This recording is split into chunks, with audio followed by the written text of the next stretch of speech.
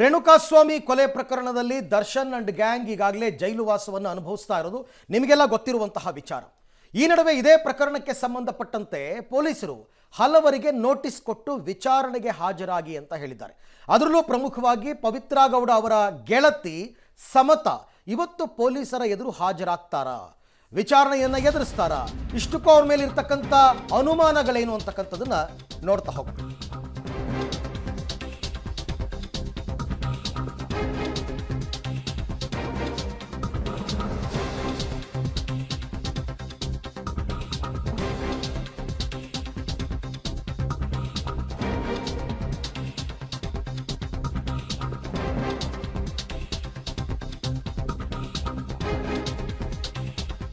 ಕೊಲೆ ಕೇಸಲ್ಲಿ ನಟ ದರ್ಶನ್ ಅಂಡ್ ಗ್ಯಾಂಗ್ ಜೈಲು ವಾಸದಲ್ಲೇ ಇದ್ದಾರೆ. 17-18 ದಿನ ಆಗ್ತಾ ಬಂತು. ಇತ್ತ ಕೊಲೆ ಕೇಸ್ನಲ್ಲಿ ಹಲವರಿಗೆ ನೋಟಿಸ್ ಅನ್ನ ಪೊಲೀಸರು ಕೊಟ್ಟಿದ್ದಾರೆ. ಇವತ್ತು ವಿಚಾರಣೆಗೆ ಬರ್ತಾರಾ ಪವಿತ್ರ ಗೌಡ ಗೆಳತಿ ಸಮತಾ ಅಂತಕ್ಕಂಥದ್ದು ಪ್ರಶ್ನೆ.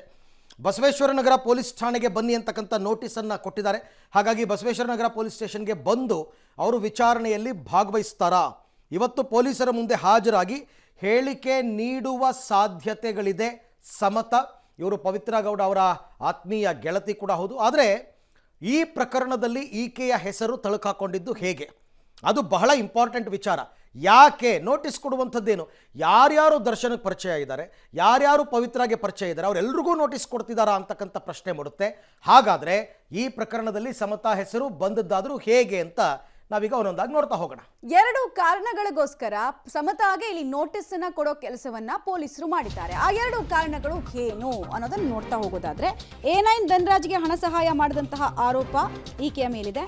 ಹತ್ಯೆಯ ದಿನ ಪವಿತ್ರ ಜೊತೆಗೆ ಸಮತಾ ಫೋನ್ ಸಂಭಾಷಣೆಯಲ್ಲಿ ತೊಡಗಿದ್ರ ಬಗ್ಗೆ ಕೂಡ ಪೊಲೀಸರಿಗೆ ಮಾಹಿತಿ ಸಿಕ್ಕಿದೆ.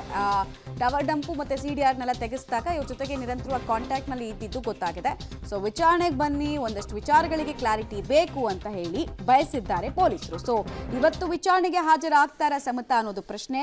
ಅವರೇ ಕೇಳ್ಕೊಂಡಿದ್ರು, ಯಾವಾಗ ನೋಟಿಸು ಪೊಲೀಸರಿಂದ ಹೋಯ್ತು ಅವ್ರು ಕೇಳಿದ್ರು, ನಾನು ಸೋಮವಾರ 11 ಗಂಟೆ ಅಷ್ಟೊತ್ತಿಗೆ ನಿಮ್ಮ ಮುಂದೆ ಹಾಜರಾಗ್ತೀನಿ, ಅಲ್ಲಿ ತನಕ ಕಾಲಾವಕಾಶ ಮಾಡಿಕೊಡಿ ಅಂತ ಮನವಿ ಮಾಡಿದ್ರು. ಆ ಮನವಿಯನ್ನ ಪೊಲೀಸರು ಪುರಸ್ಕರಿಸಿದ್ದಾರೆ. ಸೊ ಇವತ್ತು 11 ಗಂಟೆ ಎಕ್ಸಾಕ್ಟ್ಲಿ ಹೇಳಿದಂತೆ ಕೊಟ್ಟ ಮಾತಿನ ಪ್ರಕಾರ ಸಮತಾ ವಿಚಾರಣೆಗೆ ಬರ್ತಾರಾ ಅಥವಾ ವಕೀಲರ ಮೂಲಕ ಇನ್ನೊಂದಷ್ಟು ಸಮಯಾವಕಾಶವನ್ನ ಬೈ ಮಾಡ್ತಾರಾ ಅಂತ. ಬಿಕಾಸ್ ಇದು ತುರ್ತು ನೋಟಿಸ್ ಅಲ್ಲ, ವಿಚಾರಣೆಗೆ ಬನ್ನಿ ಅಂತ ಹೇಳಿದ್ದಾರೆ. ಸೊ ಒಂದು ಮಾರ್ಗ ಅಂತೂ, ಒಂದು ಆಯ್ಕೆ ಅಂತೂ ಅವ್ರ ಹತ್ರ ಇರುತ್ತೆ. ಯಾವ ಆಯ್ಕೆಯನ್ನ ಆಪ್ಟ್ ಮಾಡ್ಕೊಳ್ತಾರೆ ಅನ್ನೋದು ಪ್ರಶ್ನೆ. ಮತ್ತೆ ಈ ತರ ನೋಟಿಸ್ ಅನ್ನ ಕೊಟ್ಟಾಗ ಆಕೆ ಏನಾದ್ರೂ ತಡ ಮಾಡಿದಷ್ಟು ಅಥವಾ ಟೈಮ್ ಬೈ ಮಾಡಿದಷ್ಟು ಪೊಲೀಸರಿಗೆ ಅನುಮಾನಗಳು ಈಕೆಯ ಪಾತ್ರದ ಬಗ್ಗೆ ವ್ಯಕ್ತ ಆಗ್ತಾ ಹೋಗುತ್ತೆ. ಮತ್ತೆ ಮೇನ್ ಆಗಿ ತಿಳ್ಕೊಳ್ಬೇಕಾಗಿರೋದು, ಈ ಕೊಲೆ ಬಗ್ಗೆ ಪವಿತ್ರ ಜೊತೆಗೆ ಡಿಸ್ಕಷನ್ ಆಗಿತ್ತಾ ಅನ್ನೋದು ಪ್ರಮುಖ ಪ್ರಶ್ನೆ.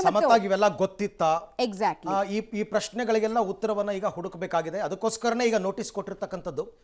ನೋಟಿಸ್ ಕೊಟ್ಟ ಮೇಲೆ ಇವತ್ತು ಅವರು ವಿಚಾರಣೆಗೆ ಹಾಜರಾಗ್ತೀನಿ ಅಂತಕ್ಕಂಥ ಹೇಳಿಕೆಯನ್ನೇನೋ ಕೊಟ್ಟಿದ್ದಾರೆ.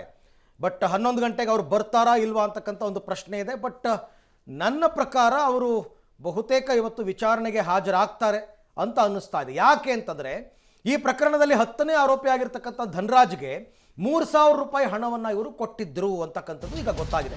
ಅದು ಆ ಟೈಮ್ನಲ್ಲೇನೆ ಆರೋಪಿ ಧನರಾಜ್ಗೆ 3,000 ರೂಪಾಯಿ ಹಣವನ್ನು ಇವರು ಕಳಿಸಿದ್ರಂತೆ, ಮೊಬೈಲ್ ಟು ಮೊಬೈಲ್. ಇದೇ ಹಣದಲ್ಲಿ ಧನರಾಜ್ ಎಲೆಕ್ಟ್ರಿಕ್ ಶಾಕ್ ಡಿವೈಸ್ ಖರೀದಿ ಮಾಡಿರ್ತಕ್ಕಂಥ ಶಂಕೆ ಇದೆ. ಅಂದರೆ ಅಲ್ಲಿಗೆ ಸಮತಾಗಿ ಈ ವಿಚಾರ ಗೊತ್ತಿತ್ತು ಅಂತ.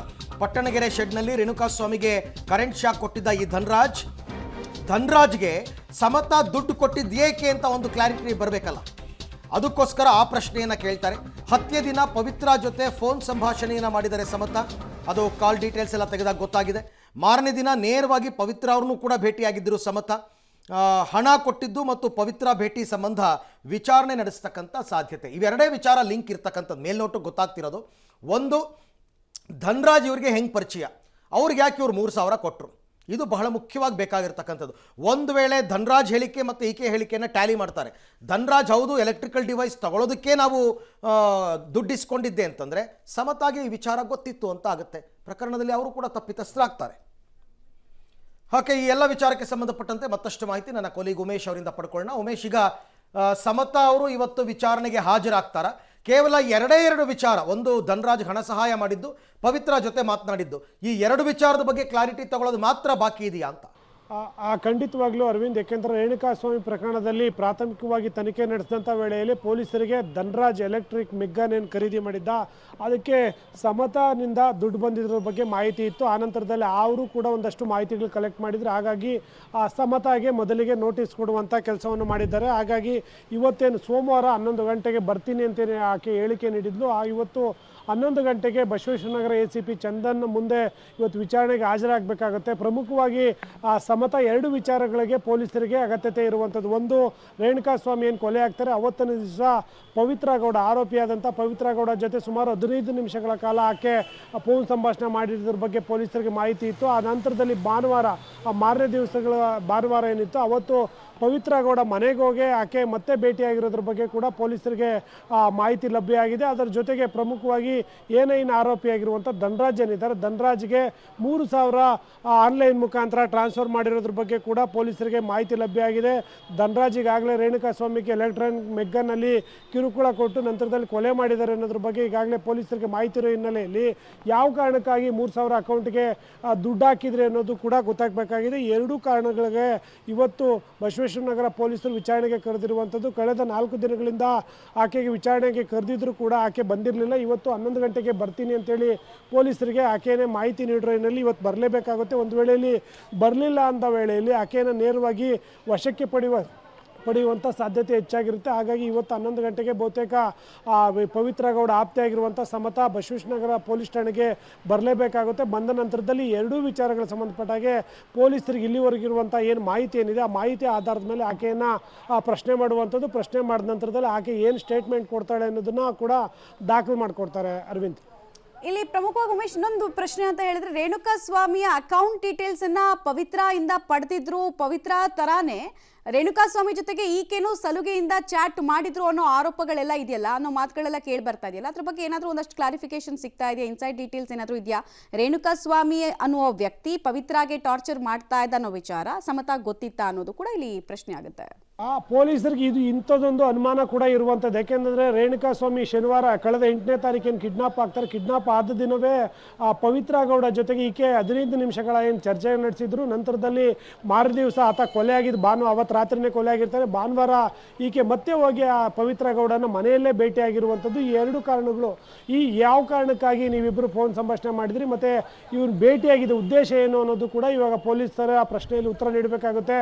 ಒಂದು ವೇಳೆಯಲ್ಲಿ ಏನಾದರೂ ಈ ವಿಚಾರ ಈಕೆಗೂ ಗೊತ್ತಿತ್ತ ಅನ್ನೋದು ಕೂಡ ಇವತ್ತು ವಿಚಾರಣೆ ನಂತರದಲ್ಲೇ ಗೊತ್ತಾಗಬೇಕಾಗಿದೆ. ಹಾಗಾಗಿ ಇವತ್ತು ಪೊಲೀಸರು ಅಂದರೆ ಪ್ರತ್ಯಕ್ಷವಾಗಿ ಯಾರೆಲ್ಲ ಈ ಪ್ರಕರಣದಲ್ಲಿ ಭಾಗಿಯಾಗಿದ್ರು ಎಲ್ಲರನ್ನೂ ಕೂಡ ಈಗಾಗಲೇ ಬಂಧನ ಮಾಡಿರುವಂಥದ್ದು. ಪರೋಕ್ಷವಾಗಿ ಯಾರೆಲ್ಲ ಇದಕ್ಕೆ ಸಪೋರ್ಟಿವ್ ಆಗಿ ಕೆಲಸ ಮಾಡಿದ್ದಾರೆ ಅನ್ನೋ ಅಂಶಗಳೇನು ಪೊಲೀಸರ ತನಿಖೆಯಲ್ಲಿ ಗೊತ್ತಾಗಿದೆ ಅಂಥವರನ್ನು ಒಬ್ಬೊಬ್ಬರನ್ನಾಗಿ ಈಗ ನೋಟಿಸ್ ಕೊಟ್ಟು ವಿಚಾರಣೆಗೆ ಕರೀತಾ ಇರುವಂಥದ್ದು.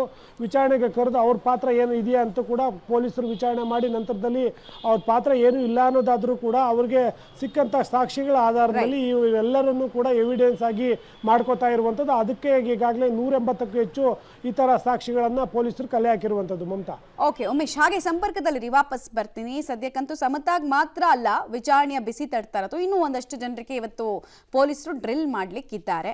ಬೇಸಿಕ್ ಕ್ವೆಶ್ಚನರಿಗಳನ್ನ ಇವ್ರಿಗೆ ಮಾತ್ರ ಕೇಳಲ್ಲ, ಇನ್ನೂ ಒಂದಷ್ಟು ಜನರಿಗೆ ಕೇಳಲಿಕ್ಕಿದ್ದಾರೆ ಅನ್ನೋದು ತಿಳಿದು ಬರ್ತಾ ಇದೆ.